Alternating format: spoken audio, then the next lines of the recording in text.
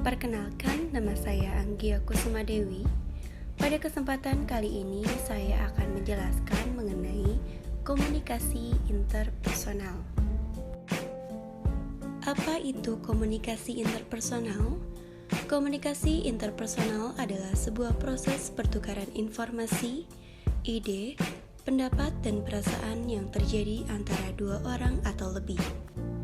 Contoh komunikasi interpersonal atau antar pribadi seperti percakapan antara kedua orang teman, percakapan keluarga, dan juga percakapan antar tiga orang.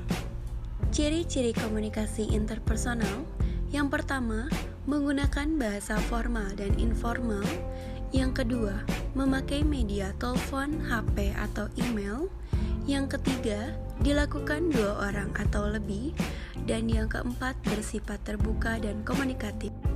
Menurut Joseph DeVito, sebuah proses komunikasi interpersonal merupakan sebuah proses pengiriman dan penerimaan pesan antar dua orang atau kelompok kecil orang yang memberikan efek umpan balik atau sebuah feedback. Tujuan komunikasi interpersonal: membantu orang lain, menolong orang lain, bertukar pikiran, memecahkan masalah, menyampaikan informasi, membina hubungan, mengenal diri sendiri dan orang lain, dan berbagi pengalaman. Proses komunikasi interpersonal ada 6. Yang pertama adalah pengirim, source, dan penerima adalah receiver. Pesan dalam komunikasi interpersonal ada dua orang atau lebih yang berkomunikasi.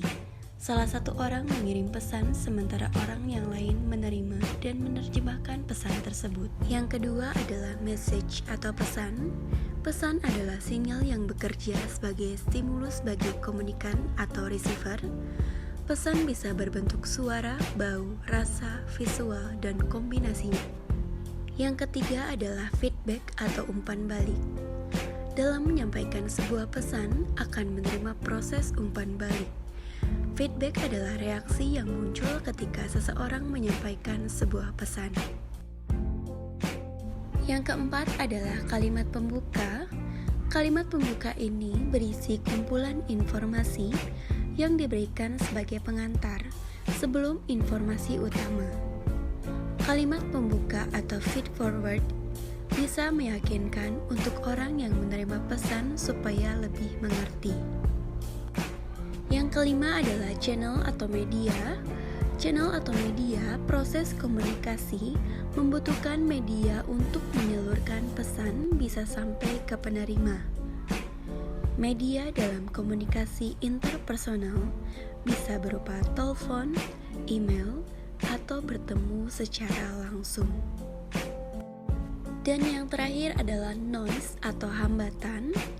Dalam komunikasi interpersonal ada sebuah hambatan yang bisa mengganggu.